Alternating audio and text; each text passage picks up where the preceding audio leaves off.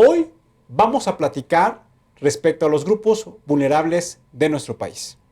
Como ustedes saben, en las últimas semanas se ha presentado una encuesta elaborada por el Instituto Nacional de Estadística y Geografía, el INEGI, en donde ha tratado de caracterizar cuáles son los problemas fundamentales a los que se enfrentan actualmente los niños y los jóvenes de nuestro país. Quisiera iniciar este programa platicándoles, y vamos a poner una gráfica, cuáles son las expectativas de vida que hoy tienen los jóvenes de nuestro país. 7 de cada 10 jóvenes buscan fundamentalmente que tengan un crecimiento profesional. Habla también ahí, y está muy homogeneizado, la capacidad de ahorro que debe tener la juventud en México, que tenga capacidad económica para poder invertir esos recursos en cualquier tipo de actividad. También llama mucho la atención que dentro de las expectativas que hoy tienen los jóvenes es sentir esa seguridad de vivir cómodamente en su hogar, esa seguridad de poder salir a la calle y poder disfrutar la libertad que se siente no estar sojuzgado o enfrentado por grupos delincuenciales. También es importante, y hablan ahí casi 7 de cada 10 jóvenes, de la necesidad de formar una familia, y también habla aquí ya de necesidades materiales como 6 también de cada 10, que lo que buscan es tener una casa en la cual puedan formar esta familia y puedan llevar a cabo sus actividades. Vamos a ver la siguiente gráfica, en donde también en esta misma encuesta se le preguntó a los papás de los jóvenes cuáles son las expectativas que ellos tienen respecto a sus hijos. Como podemos observar en nuestra pantalla, son muy similares las características de lo que pensaron los papás de sus hijos, pero el orden de prioridades es distinto. Es por eso que las expectativas de vida de los mexicanos, las expectativas de vida de los ciudadanos y sobre todo de un grupo vulnerable que son los niños y los jóvenes, realmente tengan el acompañamiento institucional a través de políticas públicas que garanticen las oportunidades para que su vida cotidiana tenga todos los elementos suficientes que les permitan hacer realidad esas expectativas que acabamos de platicar. Como todos ustedes saben, México se caracteriza porque la base de la pirámide poblacional hoy está fundamentalmente en los jóvenes. Y se ha presumido muchísimo en foros internacionales y en foros nacionales de que el famoso bono demográfico va a ser la piedra de cambio bajo la cual nuestro país va a retomar el rumbo del desarrollo integral y sobre todo del crecimiento económico.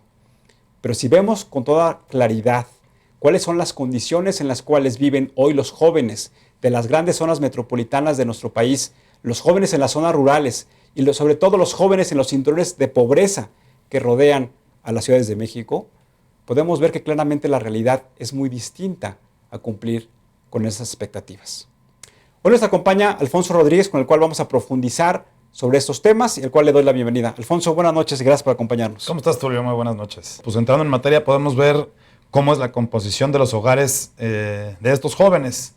Y si ponen la gráfica, podríamos decir que el 64% de los jóvenes viven en una familia biparental, o sea, que tienen papá y mamá, que viven con su papá y con su mamá. El 64% viven con su papá y con su mamá. Es correcto.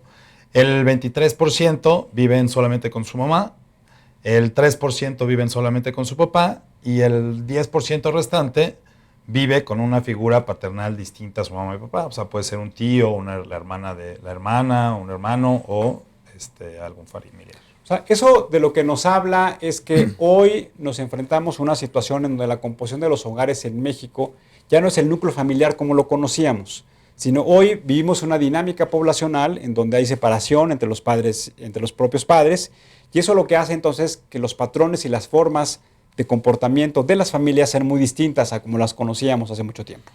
Pero como decía en esta encuesta, les fueron a preguntar a jóvenes de 12 a 21 años de edad de cuáles son las situaciones que más han caracterizado los problemas a los cuales hoy se enfrentan. No sé si quieres comentarnos, Alfonso. Sí, claro que sí, Tulio. O sea, el 61%, o sea, quiere decir que 6 de cada 10 jóvenes han tenido problemas en sus casas. El 4 de cada 10 han fumado tabaco. 4 de cada 10 también han dejado de estudiar o de trabajar. Que eso nos parece que es muy importante. ¿Se acuerdan ustedes que se ha hablado mucho en los medios de comunicación de los famosos ninis que ni estudian ni trabajan? Entonces esa caracterización perfectamente lo podemos ver en los resultados de esta encuesta. Exacto.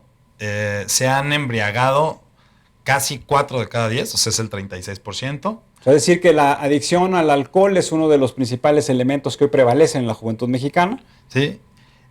Han sido expulsados de su escuela o de su trabajo casi el 30% de los jóvenes, y han consumido drogas el 15%. Vamos a ver la siguiente gráfica, en donde los investigadores del INEGI fueron a explorar y le preguntaron a estos jóvenes cuáles fueron las razones bajo las cuales dejaron de estudiar, y me parece que son datos muy interesantes.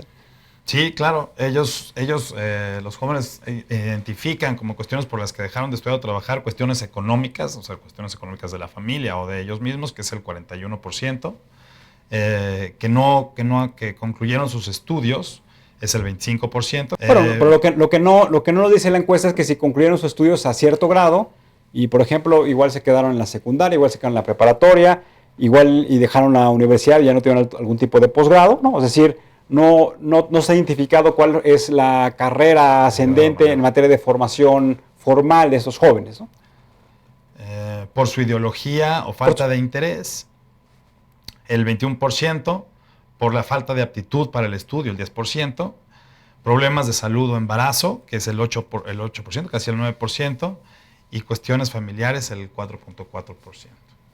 Bueno, pues aquí lo que nos habla, insisto, es de que las razones económicas, es decir, la falta de los elementos mínimos necesarios que puedan tener las familias para soportar a estos jóvenes y que siguen estudiando. Eso nos parece que es uno de los principales retos que tiene nuestro país, que tienen los gobernantes, porque también tenemos como sociedad civil, insisto, para darles acompañamiento a este grupo vulnerable que son los jóvenes. También en la encuesta, creo que es algo muy interesante, hay un tema positivo.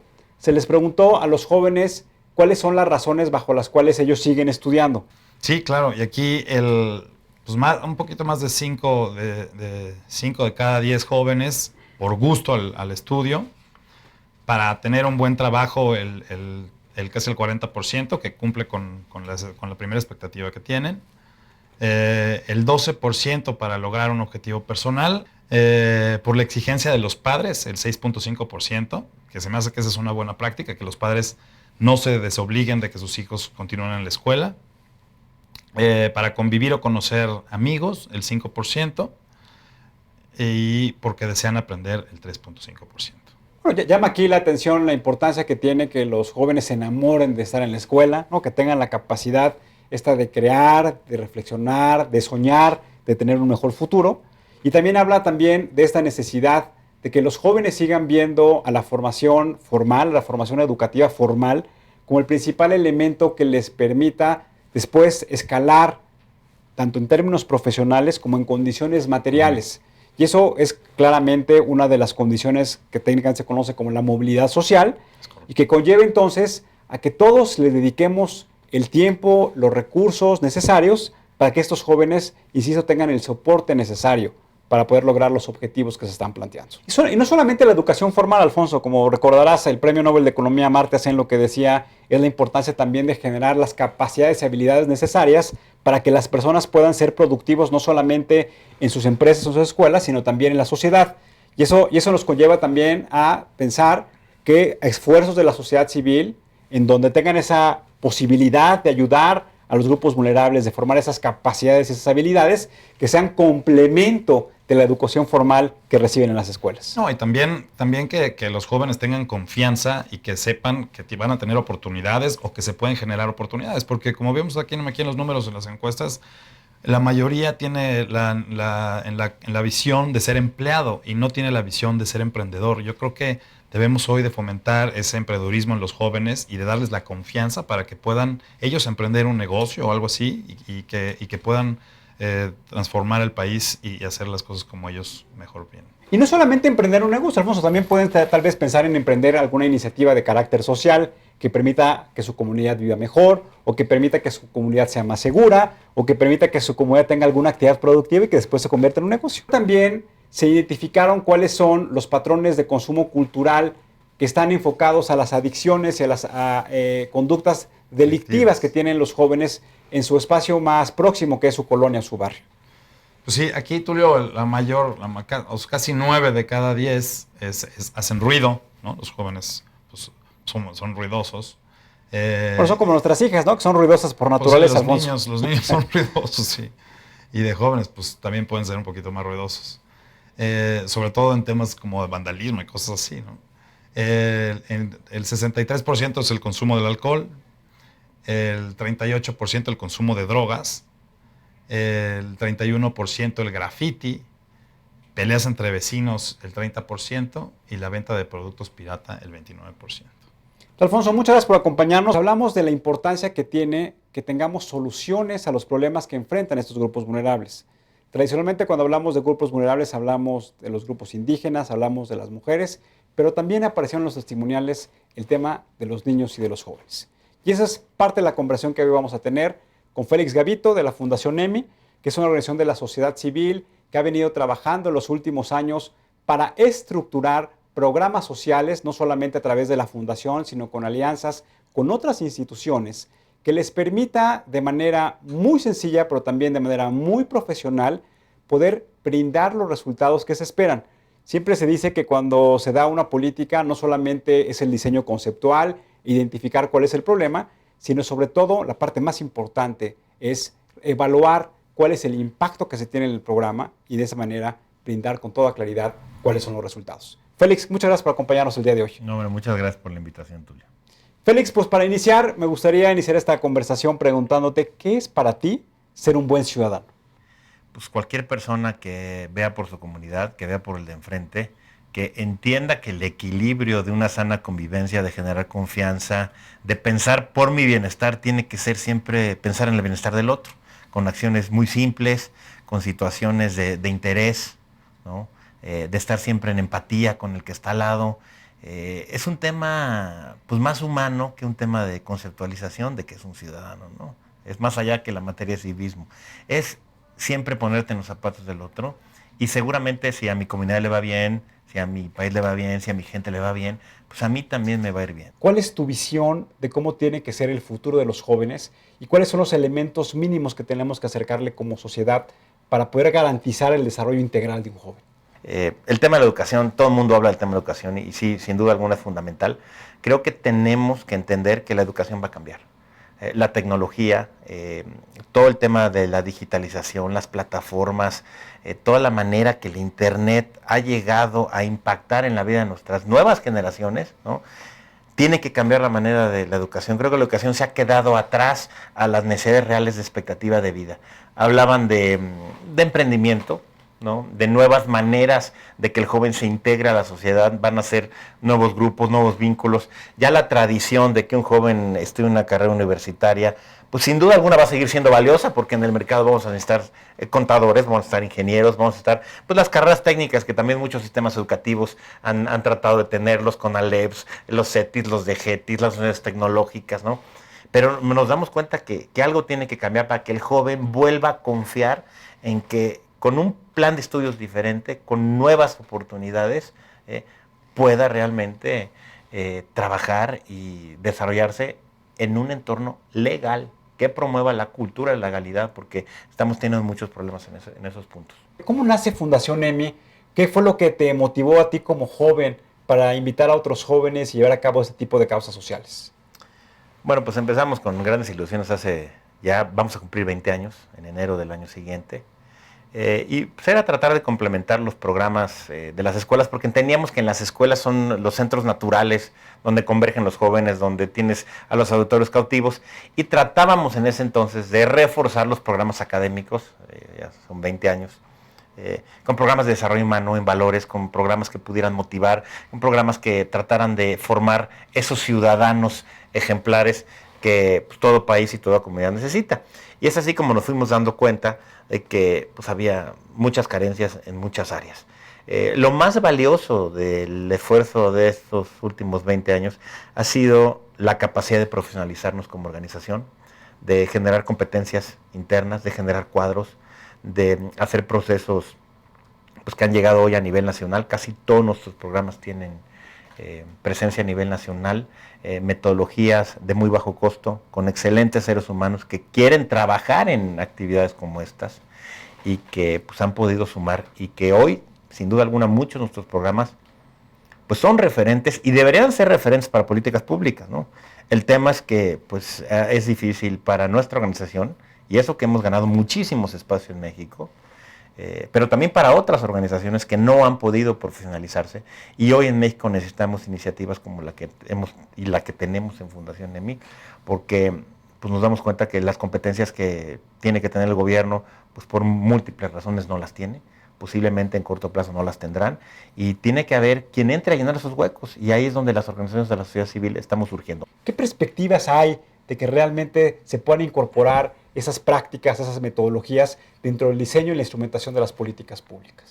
Mira, cada vez hay más, sin duda alguna, y cada vez la visión del gobierno es crear estos fondos en algunas secretarías. Hay muchos y están muy identificados, hay mucho dinero allá afuera, pero el tema es que pues, sigue cooptado pues por los poderes de los municipios, por múltiples intereses en muchos programas, en educación, en salud, en seguridad, ¿no? Tenemos perfectamente ubicados todos los fondos a los que podemos acceder, pero pues el camino ha sido complicado. Sin duda, cuando encontramos del otro lado una autoridad a cualquier nivel, municipal, estatal o hasta federal, que tenga esta apertura, que entienda que ya no tenemos tiempo para estar jugando a que alguien más simula la operación de los programas, porque hoy en día sí puedo adelantarme a decir que el 50% de los programas educativos y sociales de este país que vienen de fondos extraordinarios que saca el Congreso, pues siguen siendo simulados, ¿no? A alguien le sigue metiendo la mano, ¿no? Entonces, cuando hay alternativas reales que tienen impacto, que tienen bajo costo, que tienen economías de escala, pues las tienen que voltear a ver. Entonces, así es como muchas organizaciones, además de Fundación NEMI, pues hemos sido guerrilleros tratando de convencer de que somos unos aliados. Ya dejamos atrás las críticas. Gran parte de las actividades que hace la Fundación NEMI es formar competencias. Lo has repetido hoy en la conversación en varias ocasiones. Platícanos cuál es este enfoque que tiene la Fundación NEMI de formar competencias con diferentes grupos de la sociedad civil, con los jóvenes, con los niños, con las empresas en las alianzas que tienen, y cuál es el efecto que tiene de formar esas capacidades. Sí, bueno, tenemos varios programas, ¿no? Como te dije, empezamos con los talleres preventivos hace muchos años. Llegaremos este año a más de 10 millones de beneficiarios en ¿Talleres preventivos en qué materia? Adicciones, alcohol, bullying. Fundación NEMI lleva casi más de 15,000 talleres de bullying. Hemos firmado más de 2 millones de pactos de no violencia en escuelas públicas del país, de los 122 municipios de mayor riesgo. Y hemos sabido cómo llegar a estos públicos objetivos, cómo tener un buen ser humano capacitado del otro lado. Tenemos toda una metodología para reclutar muy buenos perfiles, ¿no? Jóvenes entre 20 y 30 años, mamás jóvenes también, maestros, psicólogos, N cantidad de gentes que cumplen con perfiles humanos, y que de ahí nosotros les damos las competencias y los capacitamos para que puedan ser replicadores de nuestros contenidos. Es así como tenemos en ese programa pues, casi 600, 700 expositores en todo el país, de altísima calidad, que además, más allá que vayan a dar, reciben, ¿no? Todo este trabajo es pagado, ¿no? Y obviamente, hay un complemento de recursos muy bien enfocado, muy bien dirigido, y que además va con una transparencia absoluta. Todos los programas que tiene la Fundación están sistematizados. Y cada vez también tratamos de actualizar la profundidad de la medición de los impactos, con estándares internacionales, con consultores mexicanos, ¿no? Para que nos sentemos al año siguiente con un señor gobernador o con un secretario para decirle, oiga, señor secretario, en el fondo que usted tiene de tal rama para tal programa, aquí podemos incidir, ¿no? Con precios, costo-beneficio 7, 8, 10, hasta 20 veces más barato de lo que hacen otros contratistas, ¿no? En otros lados.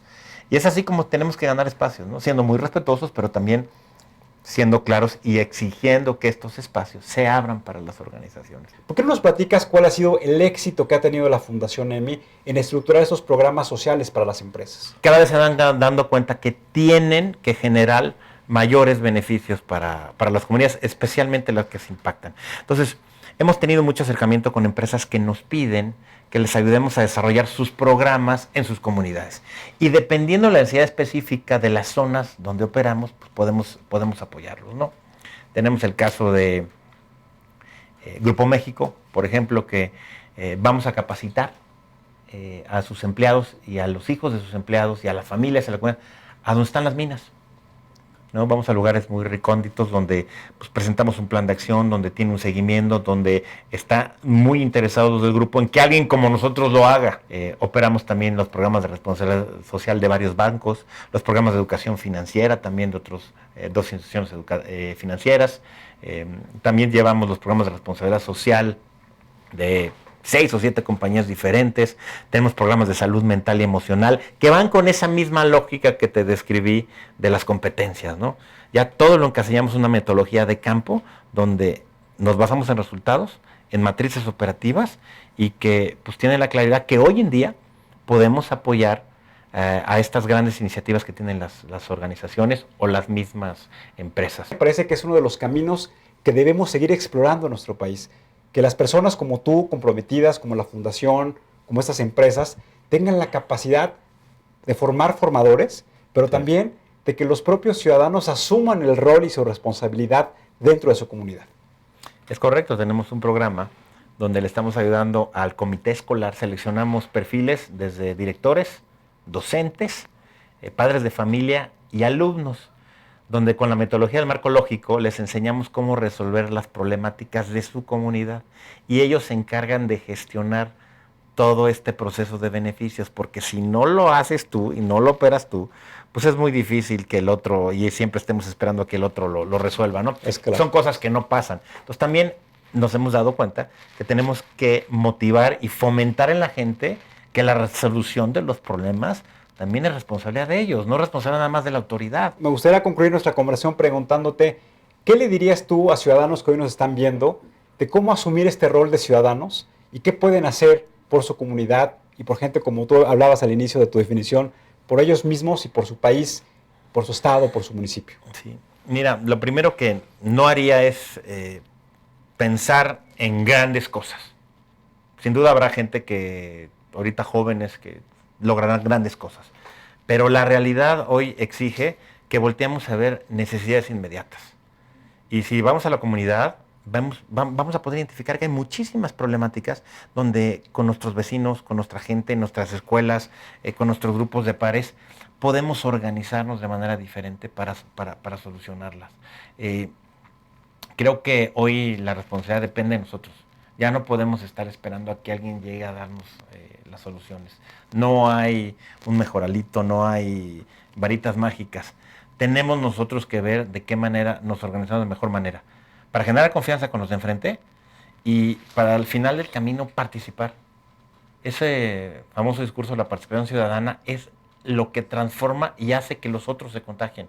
Y hoy hay mucha indiferencia. Nadie está haciendo mucho, ¿no? A ese nivel, ¿no? de conciencia, de entender que nosotros podemos cambiar las cosas. Félix, muchas gracias por el trabajo ciudadano que hace la Muchas Fundación gracias. EMI y ojalá podamos seguir sentirnos contagiados de esta conversación el día de hoy.